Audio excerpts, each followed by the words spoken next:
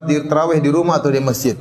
Yang benar, wanita yang terbaik sholat di rumah. Kata Nabi SAW, la tamna'u ima Allahi masajidallah wa buyutuhunna khairun lahun. Janganlah kalian melarang para wanita ke masjid, tetapi di rumah lebih baik bagi mereka. Wanita kalau sholat tarawih di rumah lebih afdal daripada kalau dia sholat tarawih di masjid. Seluruh keutamaan yang diperoleh laki-laki kalau ke masjid diperoleh juga oleh wanita tatkala di rumah. Contoh, lelaki kalau ingin dapat pahala 27 kali lipat, 27 derajat, dia harus ke masjid. Itu laki-laki.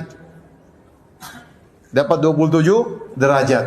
Tapi kalau wanita, dia ke masjid, dia juga dapat 27 derajat. Ternyata di rumah lebih baik. Berarti kalau dia di rumah, dia juga dapat 27 derajat. Dan ini bentuk keringanan dan pemuliaan yang Allah berikan kepada para wanita. Lelaki kalau ingin 27 derajat harus ke masjid.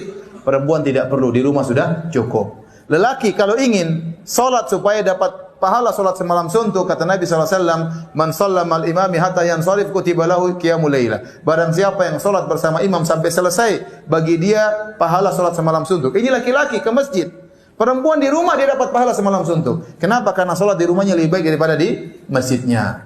Kenapa bisa demikian? Karena wanita memang dalam Islam hendaknya menjauh dari lelaki, menjauh dari pandangan para lelaki. Makanya di zaman Nabi SAW tatkala di masjid, Nabi berkata, khairu sufufir nisa akhiruha wa syarru sufufin nisa awaluha. Kata Nabi SAW, sebaik-baik safnya para wanita yang paling belakang. Kenapa yang paling jauh dari lelaki?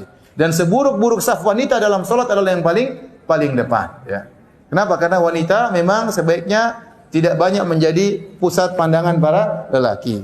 Oleh karenanya para ulama mengatakan bisa jadi wanita ingin sholat di masjid. Karena kalau dia sholat di rumah mungkin dia malas-malasan, hafalan Qur'annya tidak ada, ya.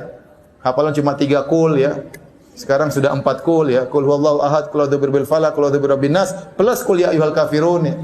Setelah itu enggak ada lagi qul yang lain, enggak hafal, udah bosan Ustaz. Saya kasih saran, kalau seorang wanita tidak punya hafalan banyak, dia boleh sholat malam sambil baca Quran, nggak ada masalah. Sambil pegang mushaf, nggak ada masalah. Ini diperbolehkan oleh para ulama. Ustaz, tetap saja saya jadi malas, ngantuk aja kalau sholat di rumah. Ya udah ke masjid, nggak apa-apa. Nggak apa-apa. Meskipun di rumah lebih baik, tapi wanita dibolehkan sholat di masjid. Dengan syarat, tidak boleh berhias tatkala ke masjid. Tidak boleh pakai parfum tatkala ke masjid. Harus seadanya yang wajar-wajar saja. Tidak boleh. Ya. Sampai sebagian ulama mengatakan wanita yang terkenal cantik tidak boleh ke masjid. Ya. Kenapa? Karena bisa mengganggu jamaah. Ya. Imamnya terganggu, berdebar-debar tatkala lewat wanita tersebut. Ya. Jamaah juga bisa terganggu. Jadi wanita yang terkenal cantik, masyhur ini cantik, sudah jangan ke masjid. Kalau dia ke masjid, dia berusaha pakai cadar supaya tidak dilihat oleh orang. Ya. Kalau yang pas-pasan wajahnya terserah, boleh.